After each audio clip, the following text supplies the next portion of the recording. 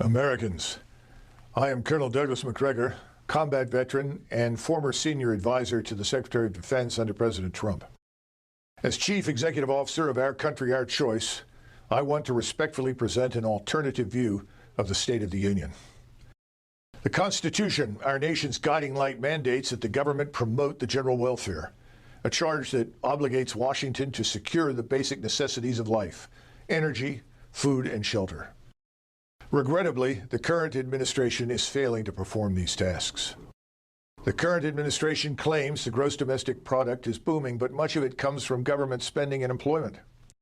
The government share of gross domestic product in the United States today is 42%, including federal, state, and local spending. This outrageous share is similar to what it was in the Soviet Union in the late 1980s before the collapse.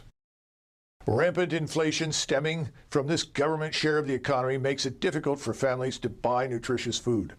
A dozen eggs, which could be bought for less than $1 in 2019, now ranges from $2 to $4 today, with price increases of over 100%. In the same period, a median household income increased by a mere 9%. High mortgage interest rates jumping from 2% to 7.5% in less than 3 years places the dream of home ownership out of reach for too many Americans. Our national security is compromised. Unstable supply chains leave many store shelves empty. Our power plants and manufacturing facilities lack key spare parts.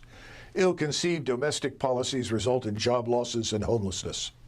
The pursuit of misguided foreign military interventions has not only drained our resources, but also imperiled our hard-won energy independence, subjecting Americans to rising fuel prices and foreign influence.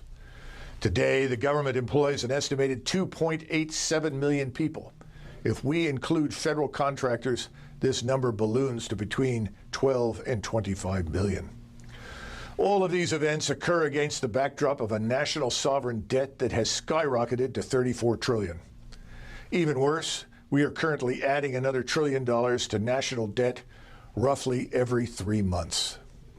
It is impossible to drain the swamp with unsound money and a colossal debt that we cannot sustain.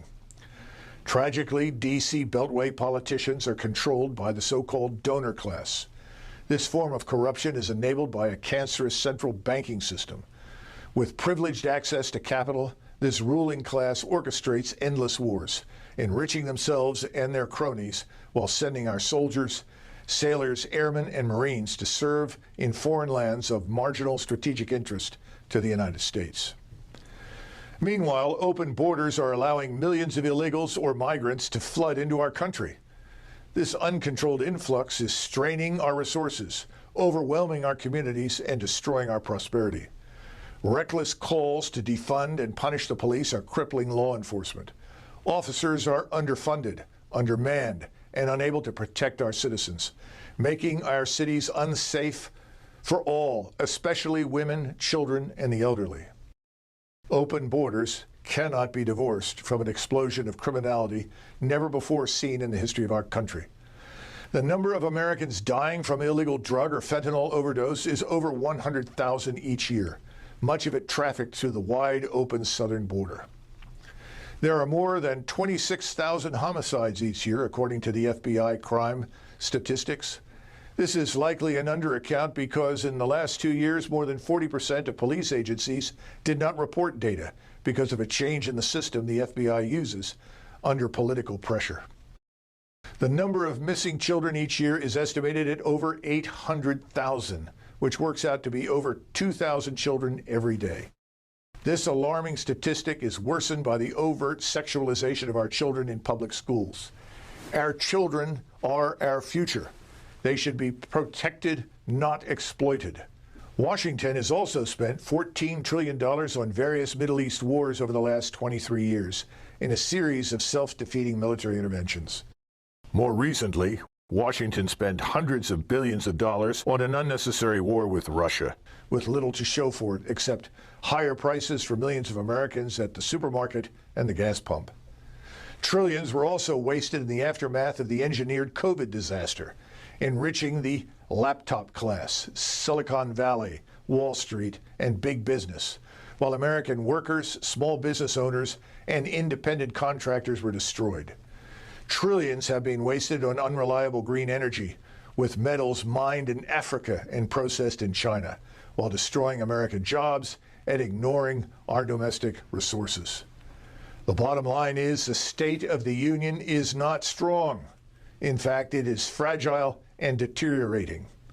The question before us is, where does America go from here? Consider the following actions that should be taken as soon as possible. First, we must secure our borders, our airports and harbors. Defending the United States and the American people must be our top priority in national defense. Second, unless the United States itself is attacked, we must avoid unnecessary conflict. Prosperity at home demands peace abroad. U.S. national security must not be hostage to foreign interests or their domestic agents inside the United States. Third, we must restore the rule of law inside our country. We must remove activist judges who fail to uphold the Constitution and who release violent criminals and illegals into our country. It is time to revisit the practice of judicial appointments for life.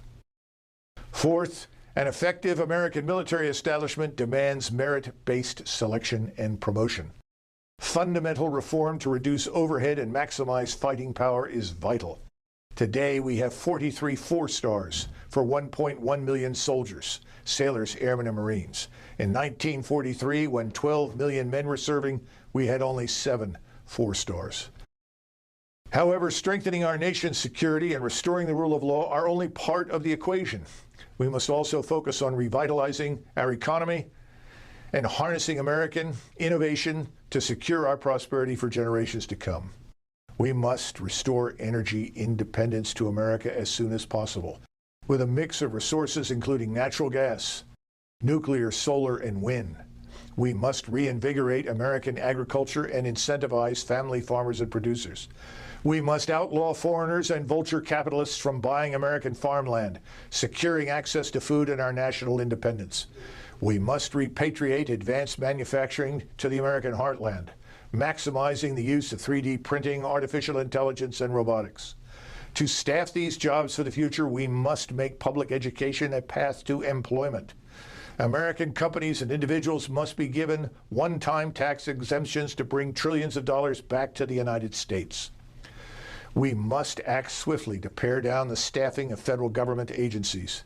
Elon Musk eliminated 70% of woke staff at X, formerly Twitter, with no loss of site performance. We can do the same with our bloated bureaucracy. We must audit the Federal Reserve. They have failed in their mandate to maximize employment and maintain price stability. Lastly, cutting spending will not arrest the destructive impact of the national sovereign debt. We must restructure the debt to regain productivity and financial stability. Ultimately, we must reclaim our birthright as a free and sovereign people. We must restore the American dream for generations to come. We must renew our faith in our country. It is time for a course correction, ladies and gentlemen, a return to principles that have guided our nation through its darkest hours. We must recommit ourselves to the ideals of representative government, where the elected officials are truly accountable to the people they serve. Elected officials and bureaucrats who put foreign interests over American ones must go. Our nation's future depends on our unity and resolve to put America first. Only through such a renewed commitment can we restore the promise of a nation where every citizen has access to affordable energy, nutritious food, and secure shelter. The self-styled ruling class of globalist elites must not be allowed to enrich themselves at the expense of the American people. My fellow Americans, the road ahead is arduous, but our cause is just. Our cause is the return of prosperity at home, equality before the law, and peace abroad. Let us march forward, united in our pursuit of a more perfect union where the blessings of liberty are shared by everyone. God bless you, and God bless the United States of America. Join our movement at OurCountryOurChoice.com and be part of the future to save America. Thank you.